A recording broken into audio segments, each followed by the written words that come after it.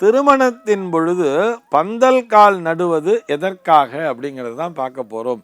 பந்தல் கால் நடுதல் அப்படிங்கிறது திருமணத்திற்காக மாத்திரமல்ல, எந்த ஒரு சுப நிகழ்ச்சிகளை செய்தாலும், அல்லது ஆலயத்தில் ஒரு உற்சவம் பண்ண போகிறா, ஆலயத்தில் ஒரு கும்பாபிஷேகம் பண்ண போகிறா அப்படின்னு சொன்னால் கூட முதலாக அந்த முகூர்த்தத்தை துவக்குவது அப்படிங்கிறது பந்தல் கால் அப்படிங்கிற அந்த நிகழ்வினை கொண்டுதான் துவக்குவார்கள். ஆலயத்தில் ஒரு உற்சவம் நடந்தால் கூட என்ன பண்ணுவா, ஊரில் பந்தக்கால் நட்டாச்சா அப்படின்னு சொல்லி கேட்பா.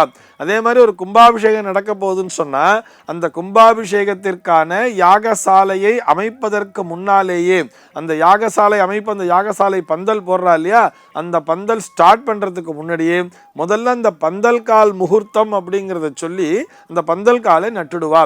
இது எதுக்காக சார் அப்படின்னு சொன்னால், நாம் எந்த சங்கல்பத்தினை கொண்டு, அது வீட்டிலே திருமணமாகட்டும் அல்லது ஒரு சுப நிகழ்ச்சி ஆகட்டும், எந்த சங்கல்பத்தினை கொண்டு நாம் அந்த செயலை துவக்குகிறோமோ அந்த செயலானது எந்த விதமான தடையும் இன்றி நல்லபடியாக நடந்தேற வேண்டும் என்ற பிரார்த்தனையை முன்வைத்து செய்வதே இந்த பந்தல் கால் முகூர்த்தம்.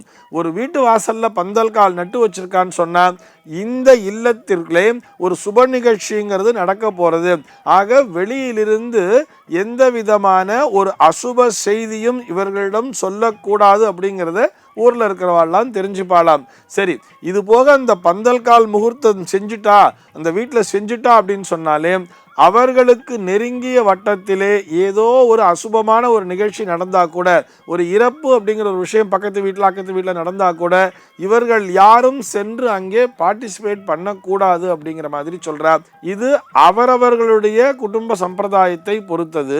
ஆனால் பந்தல் கால் முகூர்த்தம் எதுக்கு நடணும் அப்படின்னு சொன்னால், அந்த பந்தல் காலிலே மூலத்தோ பிரம்மரூபாயா மத்தியத்தோ விஷ்ணு ரூபினே அக்ரத சிவரூபாயா அப்படின்னு சொல்றா இல்லையா.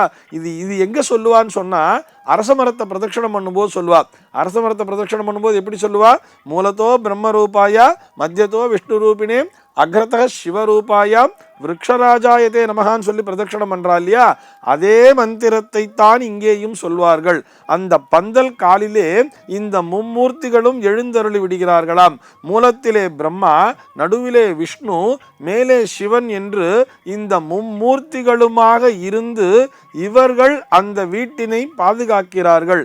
அந்த இல்லத்திலே அந்த சுப நிகழ்ச்சிகள் நடந்தேறுவதற்கு, நல்லபடியாக நடந்தேறுவதற்கு இந்த மும்மூர்த்திகளினுடைய ஆசீர்வாதமும் இந்த பந்தல் காலின் மூலமாக வந்து சேர்ந்து விடுகிறது அப்படிங்கிறது தான் அங்கே இவர்கள் வைத்திருக்கக்கூடிய தாத்பரியம். இந்த பந்தல் கால் நடுறதுக்கு எந்த யூஸ் பண்ணுவோம் அப்படின்னு சொல்லி பார்த்தோம்னா, பெரும்பாலும் இந்த மூங்கில் மரத்தினை உபயோகிப்பார்கள். இன்னும் ஒரு சில பேர் பார்த்தோம்னா கல்யாண முருங்கைன்னு சொல்லுவா, அந்த மரத்தினை உபயோகிப்பார்கள். இன்னும் ஒரு சில பேர் பார்த்தோம்னா அந்த பலாமரம் அப்படின்னு சொல்லுவா, அதனையும் உபயோகிப்பார்கள். அதாவது ஒரு பாலுள்ள மரத்தினை அங்கே நட வேண்டும் அப்படிங்கிற மாதிரி சொல்லியிருக்கா. பெரும்பாலும் மூங்கில் மரத்தினை உபயோகிப்பார்கள். இதில் ஒரு சில பேர் மூங்கில் அதுக்கெல்லாம் உபயோகிக்கக்கூடாது அப்படிங்கிற மாதிரி கான்ட்ரவர்சிலாம் சொல்லுவா. நிச்சயமாக மூங்கில் மரத்தினை உபயோகிப்பதில் எந்த விதமான தவறும் இல்லை. ஆனால் அதில் இந்த கண்ணு கணக்கு அப்படின்னு சொல்லுவா.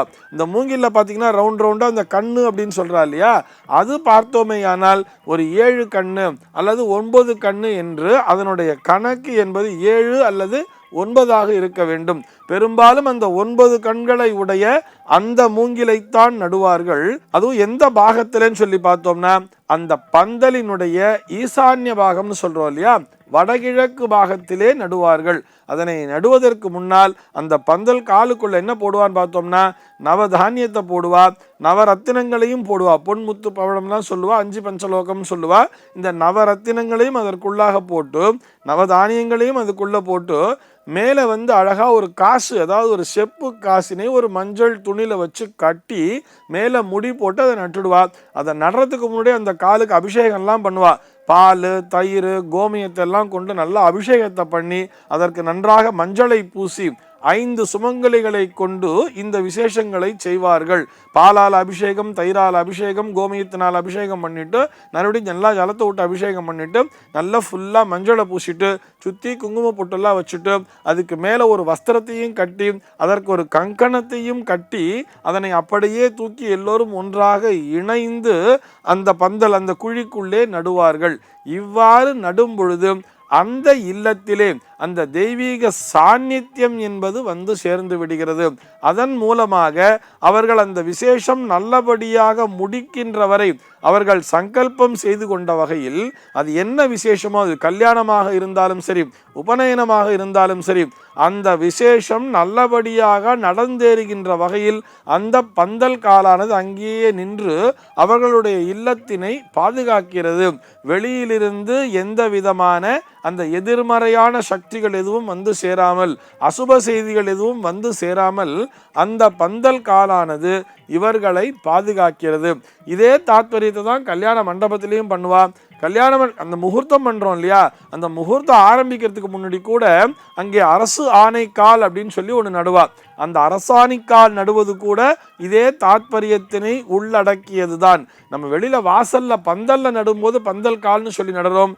அதையே அந்த மணப்பந்தல்னு வருது இல்லையா, அந்த மணமேடை அப்படின்னு வரும்பொழுது அந்த இடத்திலேயும் அதே மாதிரி அந்த வடகிழக்கு பாகத்திலே காலையில முகூர்த்தம் ஆரம்பிக்கிறதுக்கு முன்னாடி அரசாணிக்கால் அப்படிங்கிற ஒரு விஷயத்த நடுவா.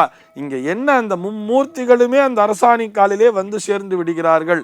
அதே மாதிரிதான் இங்கேயும் பிரம்மா விஷ்ணு மகேஸ்வரன் ஆகிய இந்த மும்மூர்த்திகளும் இந்த பந்தல் காலிலே எழுந்தருளி இந்த குடும்பத்தினை அந்த விசேஷம் நல்லபடியாக நடப்பதற்கு துணையாக நிற்கிறார்கள் என்பதுதான் இதற்கான தாத்பரியம். சர்வே ஜனாஹ சுகினோ பவந்து.